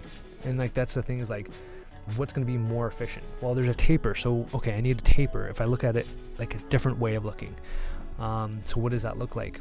So it's and like, that's where beam came in. That's where beam came in. Because can you pick that apart more? I mean, somebody totally wants to tell the no top deal. So again, like you can see, like here it is. Like here's the start and the end. So you can create kind of the taper. And look. is that if you turn off that effect real fast, just so we can. It's just a solid. Oh, okay. That's it. That's it. So again, if I turn it on, composite or original, surprise. So that's it. Like legit, that's it. Yeah, there you go. Is that good for, I mean, would you use this today for the same type of scenario anytime you wanted? Honestly, sort of a line? Or? Well, see, that's where like rubber hose is fantastic now that it's came in, because at the end of the day, hey, Tony's here too. That's awesome. Like that's the thing, is like at the end of the day, like it makes a lot of sense. So there's Sebastian Lohm. Sebastian and I work with, I guess, his company called Think Mojo. Like I've worked with Think Mojo now for coming up on 2 years. Like by far, like these guys have given me so many opportunities. I love Think Mojo, and like if you can, like honestly, Think Mojo has done a lot for me, and like I can't tell you enough, like just how much their professionalism, their attitude, they've just gone above and beyond for me all the time. Anyways, back to the beam. Would I use beam again? For this case, yeah, because the thing with rubber hose, it's such a beast and bloated for like consuming for processing. It's just so big. But the virtue and the value of it is that the fact that you can have flexibility. You can move things without actually not thinking about it. And I like it's non-destructive, which is fantastic. But that's where beam comes back in. And beam, for example, again, I can completely change the aesthetic of this. For example, if I wanted to change anything, I can go back in here and I can change what that looks like, right? I can completely change this aesthetic. So again, the body here. So if I wanted to change, where's that body now? Cat body. This is the one. So sorry, I'm missing all these effects, guys, but hey, that's what you get for a new laptop. So for example, if I wanted to change the aesthetic of this cat body, and like see, I can just change it on the fly, and I have a completely different aesthetic. And then there's an expression that ties the end. Well, that's the thing, is like for the ending point, I don't necessarily need that at all. And that's the thing, is like, see, there's the ending point. I really don't need that ending point. Let's say, how are you attaching the, actually, I guess it would be the start point. Yeah, to the so null. just exactly. So again, the start point is literally just grabbing the null position. So literally just pick whipping the face, and then that's it. And then the face controls everything. Again, completely non-destructive. Hey, Danny's here. Danny, Mike, Steve Kirby, Patrick, all these guys are the names that you want to know. If you want to know any of these names in the industry, so basically no animations being done right now because everybody's watching. Yeah, right? No, it's kind of like shut down North America. Or they're working and watching at the same time, which is a great idea. Yeah, right? That's what work actually... Work and watch. Pick up it's kind of like... tips. I have to say, that's kind of what I did, because at the end of the day, like, And like that's again just another kind of aesthetic that I could go with if that's what I wanted to go with. Like here's the cat, and again like you just taught Ross something new, and Ross knows everything. Chat's been frozen. Or I don't know if he's messing with us. So for example, like this little kind of like divot, I guess, or if you want to kind of create here, it's kind of like sucks. So like in this sense, like, you know, how would you fix that? You like, honestly, I used to use fast blur a lot, but since Adobe just recently updated the Gaussian blur, so now the Gaussian blur, or Gaussian, excuse me, people are going to hate me for this, but you can see you can blur that. And that's the thing is like, okay, so why are you blurring that? Well, you can trick it to be able to use curves, for example, and this is a huge kind of thing that I do a lot. So I'll go into the alpha, and then like right off the bat, I want to start crushing that alpha value. So then I can start bringing in details and values of that. So then, again, you can see I'm starting to round out that harsh divot, that harsh kind of like look that I had. So you can see I'm starting to soften it a bit. And that's the thing is like when I'm kind of like cranking that, because like I don't want to crank it too hard because then I get this weird steppy look. But if I play it and just finesse it just ever so much, I get a nice little stack there. And so then right off the bat, it's far smoother than I had previously. And you can see that now it's a GPU enabled with the Gaussian blur that allows me to be able to have kind of faster playback preview speeds. So that's huge. Like all the like any GPU effect that you can get out there, get it. Saves so much time. Sapphire is brilliant. Hit Film, Ignite Express free. It's completely free. It's just awesome. It's so good. Yeah, so it's just connected. How's the body connected to the head? That's it. Through that, and then like that the one eyes, expression. Exactly. And as you can see, like I can completely have like complete flexibility. So you can see like you can make a thin cat, kind of a chubby cat. Totally. And that's part of the beauty of it, I guess. You know, like I can totally just the play with simple this. choker's pretty limiting, do you find? Yeah, the simple choker's like it's all right, but the thing is like you kind like so simple choker's essentially kind of doing the same thing in the process, but it's also breaking up the like it's doing a lot more computations than you need to do. In this way, it affects like it helps with previewing, but also works out really, really well. No, that is cool. And yeah, levels is all right. I just like curves because like curves, like I'm more of a visual person. I need to be able to see it. Yeah, I noticed there's like different camps on that. Levels and curves. I've kind of discovered sometimes it depends on when you learned the tool, determines kind of what you learn, what you use. Yeah, totally. Same thing for Photoshop, like it's kind of the same. Well, that's just it. And that's the thing is like when people always like kind of like get down on my like I guess get down on my style or my purpose or like what I'm trying to create. Like if at the end of the day, like I'm not going to use Photoshop. I'll be honest. I'm totally not going to use Photoshop to be able to animate. Like it's a good tool to be able to animate, but you know I'm going to use CC or Animate CC. You know, for the aesthetics that I'm known for or what I do, that's far better. That's far stronger. You know, Toon Boom's fantastic. Like it's a huge help as well. Yeah, exactly. So that's good. And people are just kind of commenting on. If you guys are having problems, you can always hit the YouTube button. If you're having problems with the chat, you can watch on YouTube. But we want you on Adobe Live. And just so you guys know, there is a contest going on. If you're looking on Adobe Live, we have a contest that centers more around After Effects. And because who we have up next is Rachel Nguyen. And so just a time check, we have about 30-ish minutes. But you can see stuff. Like typically like this is how I usually break down part of the process is understanding like this is I'll be completely honest when it comes down to it, like you know this can sound horrible and I'm not trying to throw anybody under the bus, but when you get stuff from illustrators like they're just illustrating. They're not guess what, it's not all about you. They're not just thinking about you the whole time. Yeah, right. I mean that's kind of what you're saying. They're not really, who knows what type of file you're getting. Well, that's the thing is like, and you have to realize like what that looks like. You could break this up in After Effects. You could do a whole suite and swell of different things, but like personally myself, like I kind of much rather just breaking things down by hand because it helps me kind of like as I said before, ideate the part of the process. It's understanding the virtue and the value of what I'm creating and why I'm creating it. Because again, like it helps me kind of mentally prep. Like I can look at this effect and I can start breaking down in my head of how I'm going to animate this. Why do I animate it this way? Why would I do it this way? Why would I do it that way? I don't know. I'll be completely honest. I don't know. And that's part of the process. It's part of understanding what I'm creating. And I guess for me, that's part of the fun because like at the end of the day, you don't know what you're going to create. And that's the thing is like, that's understanding why. The why. How do you, somebody's asking, what's the plugin? No way, Kyle's here. Wow. Yeah. where you call up the effect on the spot. What's that short? What's that? Oh, that's the FX console again. FX console. Yeah, exactly. Yeah, Kyle, come at me, bro. Like, honestly, like, you have done such a huge service to the Photoshop community. I can't tell you enough. Just your brushes are overwhelmingly amazing work. And truthfully speaking, like, if I would do anything to be able to work with you, to be able to help you learn After Effects, hands down. There you go. That'd be fun to see. I'm sure he'd love to see even the brushes animate. Well, that's the thing is, like, Photoshop, like, that's where it makes it really perfect is, like, the facts, like, at the end of the day, like, he is, like his brush work is so fantastic, and that's where you can totally use his brushes for animation, and a lot of people do use it for animation. It's incredibly powerful. Oh, yeah, totally. Animator, like, there's so many textures out there.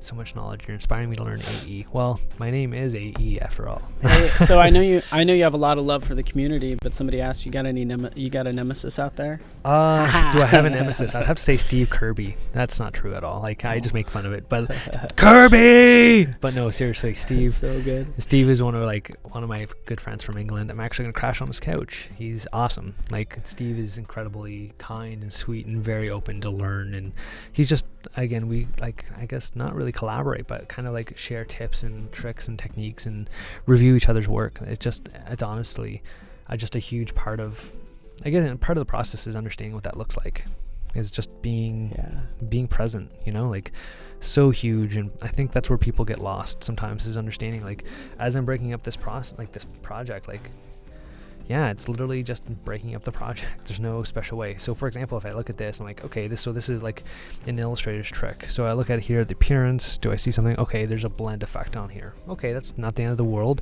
How would I kind of replicate this? How would I animate it? And in the back of my mind, I'm completely breaking down, like, what's built into After Effects. And since I have been working in After Effects for 16 years, I think about all the kind of raster effects. Why would I do this? Where would I go to next?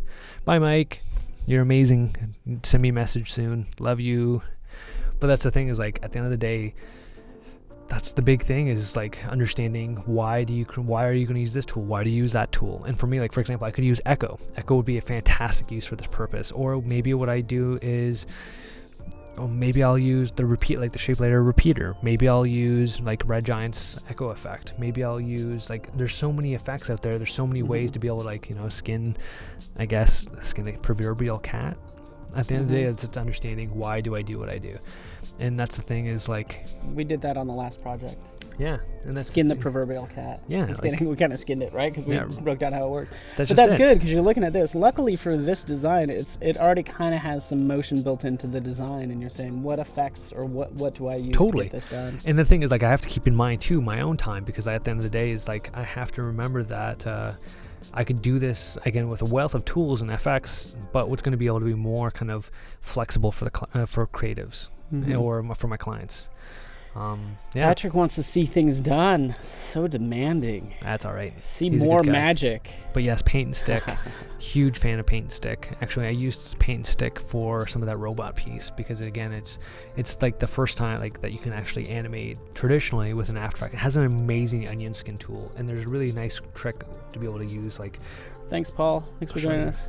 Oh, Paul's leaving. Bye bye. We gotta catch a bus. Bye bye, buddy. Thanks for stopping by. Yeah, Paul he's kind of like my rock, my heart, my place I always run to. He's such a good guy.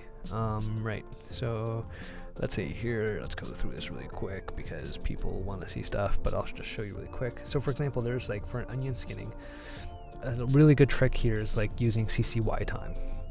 And the reason why I use CCY time is that you can start to see, like, I can start to, like, be able to break down and see what it looks like. And so, like, this is part of what I was saying about before about with easing, is understanding, like, why. Because, like, part of animating is understanding what viewers are seeing, how people are viewing the content. So when you see this, for example, you can see, like, the grouping of these keyframes. That's called easing. So that easing allows you to be able to, like, again, story tell and understanding the virtue and the value of spacing within your animations and what you're trying to create. School motion. I'm always envious of James Kern. Yeah, James is just a beast when it comes to animation. But James and Ross together, mind-blowing talents. in the same room all the time. It sucks. Yep. CCY time. It's fantastic for like onion skinning. Like, it's by far the best tool to be able to onion skin natively within After Effects. Yep, it's all about the arc. But the one thing about it too is, like, people have to realize is when you're using arcs in After Effects, one of the big tricks is, like, when you're doing this kind of stuff, is that you have to remember that, you know, why or how are you going to do it. And here's the big thing is, like, for me, like with an After Effects, for example, you have all these Bezier controls, and that's the thing is, like, understanding these Beziers help tell that story. Like, this is the thing is, like, you can see these little breaks in this Bezier. That's telling part of, like, that path of that cup, for example. And you can see, like, how if that cup now comes up, it can completely change how I'm gonna tell a story, or I'm gonna move it over here, or I'm gonna do something down here. And again, like, I can have so much flexibility. So for example, if I want way down here and I want a lot more kind of grouping at that point, you can see that now that with me dropping that, it's popping up so much faster. So again, this is like super traditional, for example, but like you can see, like, so, and you can see like that literally just pops right up. But like that's part of, you know, the fun. There's the proverbial 2 frames keyback. That's a fantastic bug. So for example, like, you know, like here, like if I'm gonna bring it over here, and that was the big thing is, like, I'm trying to tell the story of this, you know, this line that becomes the coffee mug. And again, the storytelling again was waking up in the morning, turning on your iPhone, and then having your coffee, and that's part of the storytelling, like, you know. So, you know, having his morning coffee, whoever that is, and he's text messaging, and then the next thing is, like, the phone comes out, and then, hey, there's a camera, and the camera again is like part of your story, part of who you are. Credit cards, paying for the coffee, listening to music in the day, YouTube, like, and that's part of, like, all these kinds of things, and, like, commuting to work. That's what the whole map thing down here is about. And then, like, that's kind of what the story is. It's about how kind of, and since this is for the Adobe Marketing Cloud, was about storytelling of, you know, like a day-to-day person. Like, obviously, like, there's like the camera taking the picture. Like, there's a lot of little kind of elements in here that I was able to add in to be able to kind of tell the story of. So you can see, like, it's a lot of little things in there. Yeah, no, that is good. I know, try animating a scene with 10 character rigs. Yeah, right. So I think and even if we take a look at the Illustrator file, like, yeah, that's, I mean, that might be something that we sort of like give it a go. Like, we have still about 30 minutes. But, yeah, it's just literally just breaking it down and answering questions. Yeah. But, like, that's the thing is, like, part of the process and part of me wanting kind of go unscripted is the facts, like, there's nothing that kind of works out as you intend, I guess, if that makes any sense. Because at the end of the day, like, part of the process is just making it happen and having fun with it. Like, understanding that part of it is just doing. Like, for me, that's the most important part of, I guess, creating kind of any kind of art, is just doing the art and understanding part of the process of what you create, why you create it. I don't know, that's kind of the magic for me anyways. So what's the best book or resource that you guys have for learning character animation? Oh, that's a big one. Best book for learning animation. Honestly, yeah, I think, you know, this is going to sound really cheesy, but when it comes down to it, it's, you know, the best thing you can ever do is observe life around you. You know, there's the illusion of Life by Richard Williams. Amazing. I actually had dinner with him once. He's amazing. He's a gentleman. Like, Illusion of Life is by Frank and Ollie. The Animator Survival Toolkit is by Richard Williams. Richard Williams, that's the individual that I had dinner with. He's super, super down to earth and super just generous, good guy. He has got a bad rep because of Who Framed Roger Rabbit, but don't let that dismiss you. He's a really good guy. But yeah, you can see as I like break up kind of the Illustrator file, I break it up pretty extensively because, you know, as much as After Effects is a beast, it's still one of those things that allows me, like, I still want full control over what I'm creating, and that for me is huge because at the end of the day, like, I want to be able to have control every path, every frame, every second, because that's what I'm about. that makes sense. So I try to break it down. And again, at this point, this is where I'm starting to understand or trying to figure out what I'm creating. Why am I creating it? Like, okay, so there's the bike. So we don't want the clipping mask on the bike. So like, okay, how am I going to animate this bike coming in? How am I going to make a rig for X and be able to, like, if I move it on the X, I guess, axes, will I also tie in the animation of these frames? Well, absolutely. So that's already part of the process that I'm starting to break up in my head. Why am I doing that? Well, because that's the aesthetic that I want to create. Yeah. How long should a demo be? I'd say between 30 seconds to a minute. Honestly, like, if you go any above that and crazy, like, it's just not worth it. Like, you're just wasting your time. Because, like, myself as a director producer kind of guy, if I watch your reel and I'm just like, nope, not watching passing this 2 minutes. Oh, totally. There's always exceptions. Exactly right. Yeah, and I guess my only 2 cents on that, by the way, like, you're the man, but put things in your demo reel for not necessarily even what you did, but this kind of work that you want to get. Well, see, that's the thing, is like, this opens up a really kind of huge topic for me anyways. Like, for me anyways, like, I don't know, for me, when it comes down to, like, do you want to be known for X? Do you want to be known for Y? What do you want to be known for? And personally speaking, and I'll be completely honest, like, you can invest the time into be able to do individual work. And I think that makes good time, like, that makes good sense. If you can have the time, you have the ability to invest in your own time and your own work. But then again, that opens up a lot of more questions. And that's the thing, is like, where do you invest your time? Do you invest it into doing work for your clients, or are you investing in yourself? And you always have to invest in yourself, regardless. And that's the thing, is like, that has to be something cognizant that you choose. Yeah, I've been doing this for a long time. A long time. Explode shape layers, do you use that? I do. I use, Zach's a good friend of mine. We go way back 6-7 years, but at the end of the day, like, again, for this example, for an example, like, for me, it's about going step per step, because again, it's allowing me to be able to start figuring out, how do I want to animate this? What kind of, like, story do I want to give? For me, that's the big part of, is like, understanding that, like, I can do this. I don't use released layers because it just breaks a lot of things. Because again, I want to be able to break up things specifically. Oh, totally, Kyle. Exactly. And I think personal work done well, that's the thing. That's the time investment that you have to be able to do. Like, that's the thing, is that's a cognizant choice. And like, that's the thing, is like, for example, that robot piece. Let's talk really quick about that robot piece.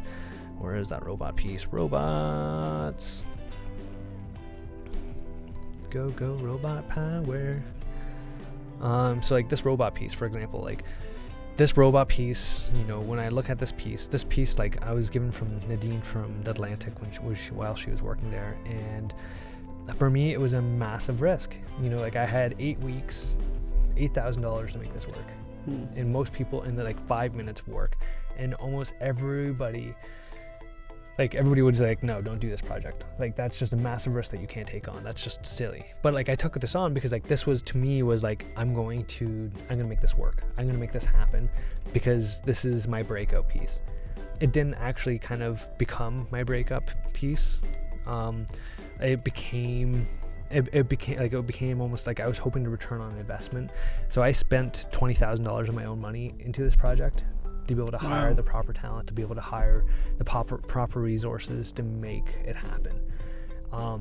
And that was a choice made by me, and maybe it was foolish, I don't know, but at the end of the day, like, it's about the process, it's about the people, it's about working and having appreciation for those values. And so for me, it was really important to be able to invest in something that mattered a lot to me, and I wanted to be able to share this and make this happen, because it's a huge deal. And like, for me, it's so important, because at the end of the day,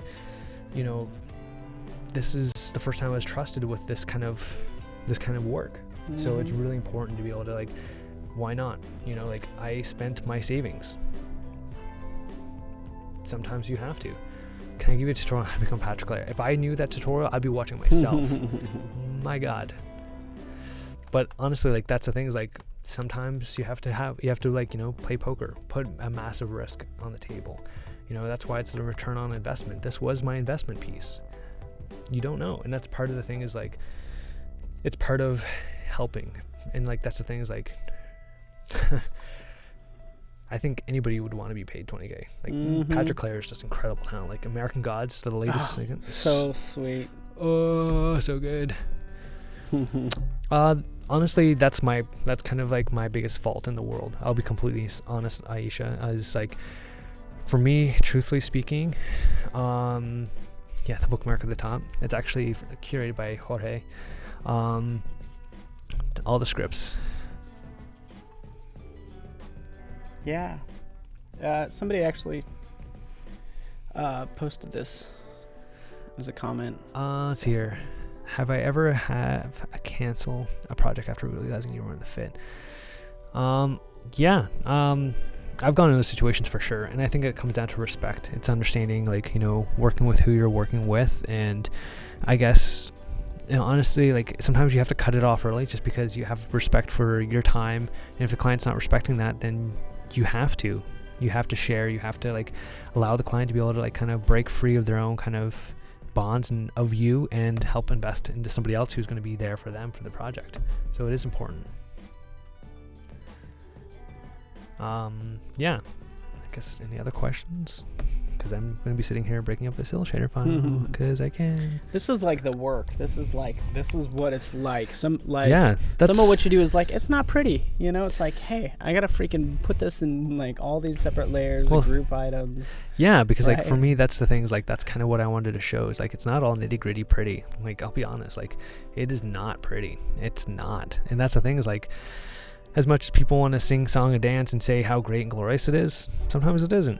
And that's okay. And part of that is understanding that is okay. That is part of the process. That's understanding the value of your time. Because like, at the end of the day, I want to make this cool, and I want to make it cool for the right people, and you guys kind of matter. And I kind of also want to show you that, hey, sometimes it just blatantly sucks. And part of that is understanding, like, that's part of the process, just getting to the meat and the potatoes of it. Is just going literally and working with what you have. And that's, it's gonna sound horrible, but like, that's part and parcel of working with, let's say, Illustrator. Like, not every illustrator knows how to be able to layer projects, because they're not indoctrinated in understanding how things work for animation, and that's okay. That's part of the process. I know plenty of illustrators that they work on one layer. Yeah, like totally. This one could have been like, but yeah, they're just massively. like one layer. They like, yeah. And that's the thing, that's fine. totally cool. Yeah. But that's the thing, is like, if you can understand what that looks like, or understand what that value, or that the virtue and the value of that cost of how long that's going to take, then, well, factor that in. Understand that's part of what it means to do what you do, to be good, if that makes any sense. It's just what it is. Yeah, that works too. I thank you for the shortcuts. Brian knows what's up. Just cut, new layer, paste in place. Yeah, that's all it is. What texture secret? There's a texture secret. I can talk about, like, for the robot piece. School motion great classes. We showed some of that. Matt did some of the Matt did some really today. great. Like, again, if you can watch that again with Matt stuff, to be able to show how that works, like, that's a big thing, definitely. Yeah. Who's my dream client? Who's my dream client? That's a really big question, John. My dream client, probably have to say probably a small mom and pop shop, to be honest. I love working with smaller companies because they're the most open to make something cool. And at the end of the day, like, when you work with big clients, big budgets, people have like one thing in mind, and they're doing that. I just see, like, this thing is like at the end of the thing is, like, they have so many hoops you have to jump through and say, like, this is our brand, this is who we are, this is what we're about. At the end of the day, like, if you want to do something cool, something that's different, something that's thought-provoking, something that breaks that fourth wall, yeah, like, at the end of the day, like, I would love to work with a small. I am wearing a penguin shirt. I'm glad somebody noticed. I am penguin shirt. There you go. I totally am. Represent. Well, I'm glad. Dave and I were talking about that on Twitter this morning. But that's the thing, is like, yeah, like, it's understanding, like, clients that are small and kind of nimble want to work on diverse projects, because that matters. Like, at the end of the day, that kind of matters. And that's the thing, is like, when you have big clients like, say, Coca-Cola knows their brand. That's who they are. This is what they're about. They've stood by this brand for 100 years. Okay, cool. but I want to do something different. And how do you kind of like convince them? Work on that has emotional resonance. Yeah, I think emotional resonance. I think that also tells, like, when you're telling storytelling, that's on you to be able to have that. Yeah, you're welcome. Sky Scar. I don't really know what I mean. Emotional, exactly, right, Brian? Like, that's the thing, is like there's a lot of emotional explainers, like, you know, like there's a lot of work out there that's understanding that people have virtue and value. All right, so textures. I guess textures is such an open book, so let's talk about textures, shall we? So if we want to talk about texture really quick, let's just go through this really quick. And then I'm sure you're going to answer this, but like whether you finish it with the textures, if that's a final step, or if you honestly have it baked in. Well, that's the thing, is like when, like, for example, like this piece for like Wells Fargo, this was just layers, just masking layers on layers on layers on layers. Like, that's all that was. Like, this was just a Photoshop brush with a shape layer that's just masking it out. That's all that was. Nothing crazy. And that's the thing, is like we knew that going into it. Like, you know, some of the stuff that you won't notice, but like, for example, I have like parallax going on with the floor here and the shadows slowly coming towards us. If you look in the background, you know, we have smoke clouds going on. Like, there's a lot of nuance that's going on, like smoke, and like a lot of these textures. One thing that I really hate is like when I watch an animation and I see animation that's kind of at floating textures, lock the textures down. Like, at the end of the day, like, lock them down. Yeah, so you're not like accidentally selecting them. Well, it's not so much like locking them as far as a layer, but it's like when things are moving around the screen, that's like so bloody frustrating, because like when it's moving around the screen, it looks really cheap, it looks really cheesy. And the problem is, like, if you go to like an NTSC, or if you go to NTSC, or you're going to PAL, you have to remember that like sometimes those textures aren't going to translate, because you're looking at things that are going to flicker. So at the end of the day, not so much. Yeah, so I don't know whoever posted that link for the Google Doc or Google Sheet for all those shortcuts, essentially, is what that is. Yeah, it's just a lot of... So post that. I don't know who posted it earlier, whoever has access to it. If you can see the URL, here's the URL. I wonder if I can zoom in here. Who's Earl? Yeah, no kidding, right? docs.com/spreadsheets/d/ Oh, I got it. I'll post it. There you go. Got it. Sweet.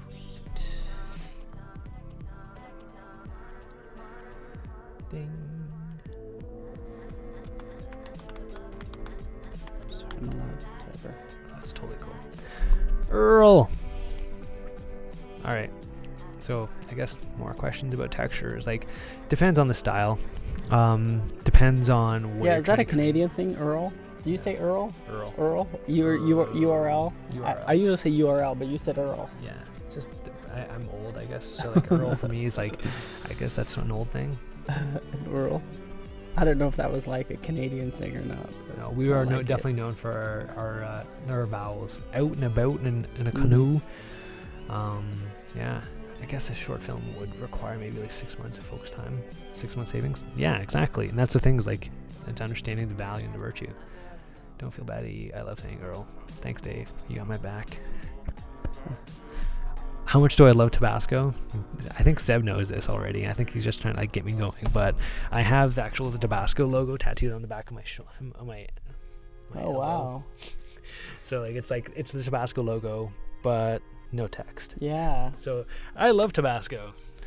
That would be the answer. Would be a lot. The kind of funny thing is, actually, so it's like, it looks like the Tabasco. It is the Tabasco logo, but it also has a double meaning. That's the crazy fun thing, is it actually is keyframes. So it's a linear with a roving keyframe. Yeah. And so it's actually keyframes.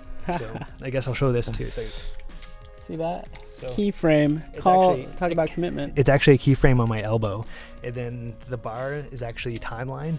Yeah. So it's actually a layer for So. And not to mention that your initials are AE as right? well. I know. So the stars have aligned. I'm not so I wouldn't be surprised if your book, like, if you had a birthmark that was actually like the timeline or something. Well, I'll be honest. So one of the things I've always wanted to be able to get a sleeve done, and what I wanted to do was I was looking at just getting fonts, just like all the types of fonts, is just saying font, but over and over and over again. Can I zoom in? No, we're not going to see that. That's weird. Sorry, Tom. Awesome. That's a cool one. We can see Coleman's mustard tat on the other. That would be fantastic. You have no clue how much dry mustard I have all the time. It's ridiculous. What do I think about Bitbucket? For sure, I think Bitbucket's a good place to be able to store. However, nudge, nudge, wink, wink. There's actually going to be, I'm working on a new site with Zach, Cluster, I don't know his real name, I'm sorry, and Rafi. We're going to be putting together a website to be able to hold a ton of scripts for people, to be able to help the community, because at the end of the day, it's about the community. It's about helping people all the time. Let's see here. Do you use Trapcode plugins? Yeah, all the time. And again, it completely comes down to the flavor and the aesthetic that you're trying to build. So if you're trying to build, I don't know, like it comes down to, like, for example, that cat one had 3D stroke, so that's Trapcode. And Peter is an amazing man. Like, he's super generous and nice and kind. Super cool. I think I'd make myself comment. Please, Sarah, that'd be awesome.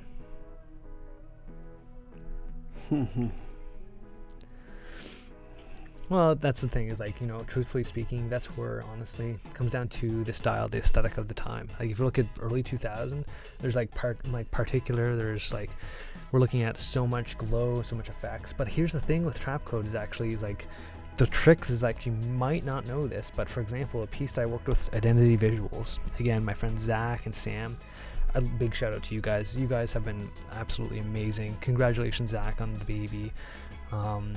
You know, like at the end of the day, like it's such a huge, like it's such a like a nice community, but the thing that you have to realize that everybody's connected to one another, and Sam and Zach are awesome, good guys. So for example, this piece that we worked on together, I want to see if I can find it here. Speaking about Trapcode, so here's the thing about, for example, in this piece, so when Zach was first approaching me to be able to help out on this project, and then like we're talking about how to be able to kind of like build this project out or try to have this idea of how this works, is the big part of it is compositing. So how do you make this piece more, I guess, warm? How do you make it rich? How do you give it texture? How do you give it life, I guess, with rasterize? And the thing is, like here, what we're doing is like, so these smoke clouds that I animate, these like lens flares, these are just using optical flares. And then also on top of that, stacked is actually using Trapcode Shine to be able to give that an extra glow on top of everything, to give that like harmonized glow and warmth to the layers. And this is just like this truck is actually just Element 3D. And that's the thing, is then also on top of that, stacked is using optical flares like camera. Is using the camera like the camera grunge map, I guess.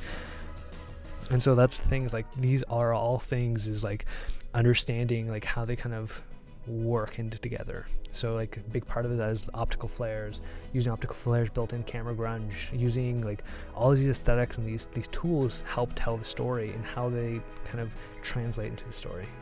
Peter is the trick meister. That's true. I am a meister of Loki. Some have called I like me. that, because yeah, I mean, looking at some of these animations, I was looking for some crazy Trapcode effects, but I think see, this is the things like, you know, Trapcode particular, to be able to give that depth. Like the thing is, like, you see optical flares, just tons of copies here, and the animations in particular for the dust debris. Like you're looking at all these things that help tell the story. And again, you're building a nuance, you're building an environment. You know, that's all it is, and it's tricking. It's kind of using it to your advantage. So like this, that's what this does. That's right. It's all about the light boom. Oh, sorry. Oh yeah, it's totally cool. But like, it's understanding like what that looks like. What is that world that you're trying to exist in and live in? Because like, a big part of it is understanding the virtue and the value of that. Like that's again Element 3D. Like little things like that go a long way. What do you use? What do you, I guess, use as far as color grading, post effects? Honestly, it depends on, again, what's the project you're trying to produce. For the most part, when I'm doing for color grading, honestly, if I'm going to stay in After Effects, I'll use Colorista. Like there's no beating it. Like Colorista is just a beast. Do I use curves? Yeah, I can. Honestly, it comes down to like using the best tool for the job. That's the thing, is like it's completely up to you and how you're going to be able to do things. If I'm going to color grade, say like a live action piece, there's no question I'm using DaVinci Resolve. Like it completely comes down to, you know, using the best tool for the job. You know, be smart. Don't try to like put a round peg in a square hole. Yeah, exactly. And it's nice that, I mean, honestly, like After Effects, just the amount of plugins and different ways you can go, whether it's like 3D or actually using actual like say, Cinema 4D in it. Like there's, from cell animation, say, and animate. It's just amazing. Different ways you can go. Scripting, it's just a, so many different ways you can go. Well, that's the thing is like it is very, it's very flexible. It's very, nuanced. Do you use storyboarding or plan to present your projects? Whatever you want to see. Tim Hortons or Starbucks? Ooh, geez, John. Big questions. Actually none. I make my own coffee. I roast my own beans. That's very hipster of you. I know, right? Thank you. But so hipster of you. No, I used to roast beans, but now I kind of just live on the Nespresso train. There you go. Not gonna lie, George Clooney was totally on the money for that one. How you made textures for the robot project, especially how you lock down textures and layers. And just parenting. Well, you know what, Kyle? I will camp on your front lawn and teach you everything. What is the best craft brewery in Kingston? Ooh, okay. I'd probably say Stone City Ales, but I find they're pretty, I guess, really kind of citrusy. So if that's your thing, cool. Do you listen to music while working? Actually, so funny story. UK all the way. Sorry, hands down. I missed the UK so much. Yeah. So like for me, thanks, Ross. What was the question? I forget the question. Yeah, I drank a lot of coffee from McDonald's. That's true. And let us know also, we're kind of running out of time here, but even, even what you guys want to see, because luckily we have you for a couple days. Yeah. So if you want to dive deeper into anything, we're gathering lots of feedback from you guys, which is awesome. Daniel is awesome talent. Amazing talent. I don't know how he does what he does. He is, I was talking with Chris Bobotis years ago about Daniel, and I was talking about, he is a Renaissance man. He just does so much cool stuff. That's it. What do I listen to music? That's totally what it was. So originally when I was, animating traditionally, one of my supervisors, Patrick Prue, just an amazing animator. The gods, he is, a God-given gift to the world. He used to scream at me for listening to music or listening to anything while I was trying to animate. And one of the things he used to say to me, he used to always say to me was, animation is concentration. And the thing is you have to be able to exist in that world, that realm, that environment, and tell the story. Well, and you can have music that actually goes with the story you're telling. Trust me, when you have voiceover talent that you're listening to, that's the thing is you're animating to these intonations, you're animating to these annotations, and oh my god, trust me, you listen to it probably over 500 times. Trust me, you listen to a ton of EO, and it's mind-numbing at some point. So you guys like shape layer magic or frame by frame, using shape layers? Totally. It's all about shape layers and frame by framing. But again, be smart about it. Use rigs. For example, Beam. I used to use Beam for fingers so I could animate things. It was fantastic. Oh yeah. Huh. Totally, Evan. You're 100%. Transitioning from animated element to another would be cool. That's a good point. Sarah brings up a good point, because if you are listening to voiceover or even a music video, you might like the song when you start, but by the end of it, doesn't matter how good it is. I'm sure you're 100%. I get it. Trust me, my 2015 demo reel, I listened to that nonstop for about 3 months.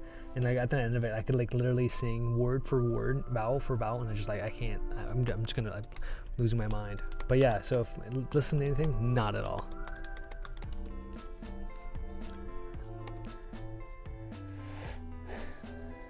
The penguin piece, that was these guys, seems like people are into this frame by frame stuff. Yeah, people love frame by frame. That's definitely the latest. I'd say that's probably the latest thing that people are into. I definitely think that's the latest thing. Animate to CC. Yeah, it's really easy. Export PNGs. Actually, what was that? Sorry, was that export what? Yeah, I use export to PNGs. I usually double my size of my comp. So instead of 1980, 1920 by 1080, excuse me, I double my resolution. So when you export, you have the option 72 or whatever DPI you want. I usually double that to 150 DPI because that way I get almost double the resolution. So that way, if I want to do any kind of like subtle camera movements or anything like that, it's not going to break down the image quality. So it doesn't look raster, it doesn't look nasty. It's very clean.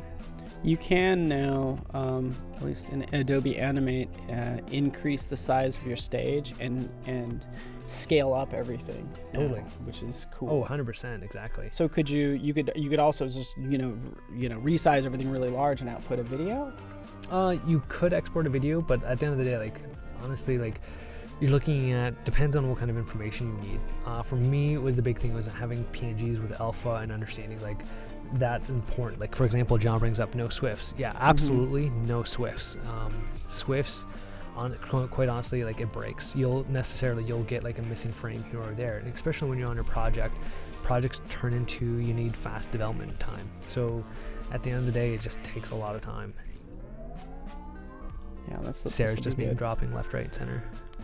Couple minutes. I see Rachel walked in. Rachel Nguyen's coming up. YouTuber, fashionista, probably the best dressed person in the room, by the way, of course. So she's gonna be Abby. Yeah, definitely the best dressed. Tomorrow we need to step up our game, guys. Like really.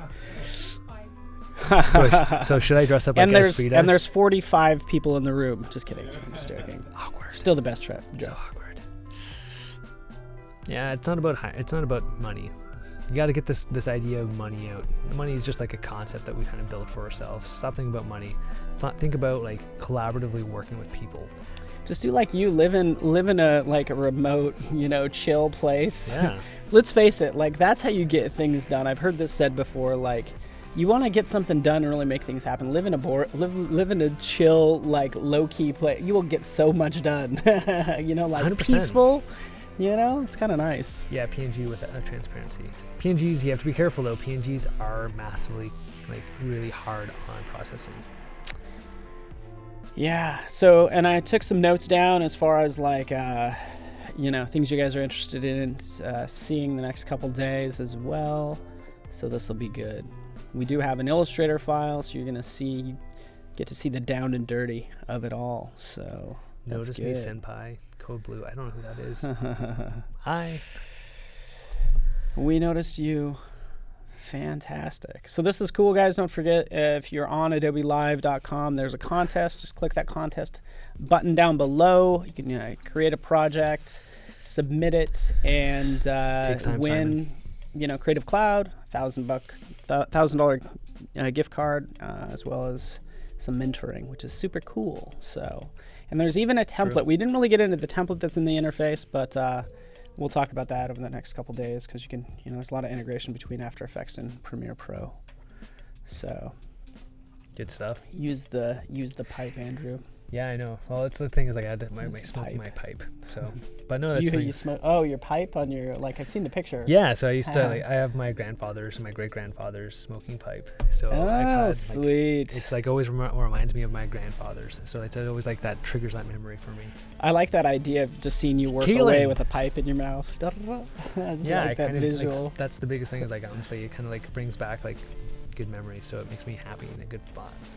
Well, I thoroughly enjoyed just seeing, obviously all your different projects and picking apart some of those individual things. Even picking apart that cat was super fascinating with Beam. I think that resonated with people. Yeah, definitely. Like all these little tricks that you learn about, an immense amount of plugins that we talked about too, which is super cool. And that's the thing is like if you guys ever need anything, just let me know. You're the man. Closing words. We're winding down. Questions? We'll be back, guys. We will be back. We're winding down right now. Good thing we have you tomorrow. Andrew Embury, thank you so much, and stick around. Rachel Nguyen with Jason Levine is up, so stick around, guys. Thanks so much for watching.